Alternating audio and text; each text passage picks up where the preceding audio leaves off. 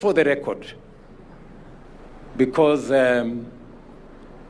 many people don't believe in doing things differently. There is a lot of innovation. There is a traditional way we have done things before. It has worked before. It may not work now, because times have changed. There was a time we could fund such programs from the budget because we didn't have 60,000 military men and women.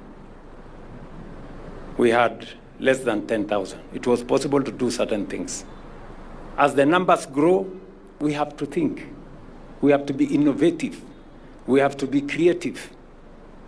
And we have to change our mind on some of the things that we have done the traditional way. That is why it is said that it is only a fool who doesn't change their mind. So we have to think outside the box.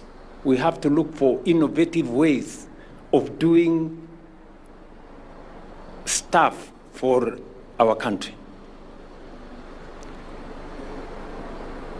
These beautiful houses you see here were not built entirely by public resources. 80%, maybe 90% of the money that built these houses is from the private sector.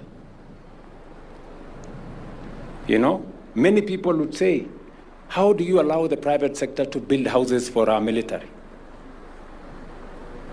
Or at all. That is the new way of doing things, private-public partnership. The 7 billion that we are using to do the first 3,000 houses, most of it came from the capital markets.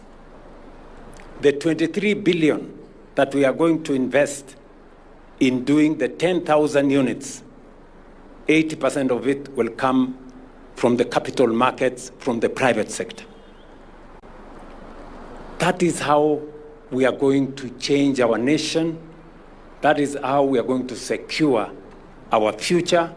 And that is how we are going to make dignity a right, not a privilege. So, as I stand here, I am very proud of the steps we are making as a nation. They may not be easy choices, but they are the right choices. And that is why we are seeing results. And we are going to do this. We are building Talanta, again, using both private and public resources. We are building Bomas of Kenya using public and private resources. We are building Mau Summit Road using public-private resources. That's how we are going to develop this country, good people going into the future. And I want to persuade us that working together,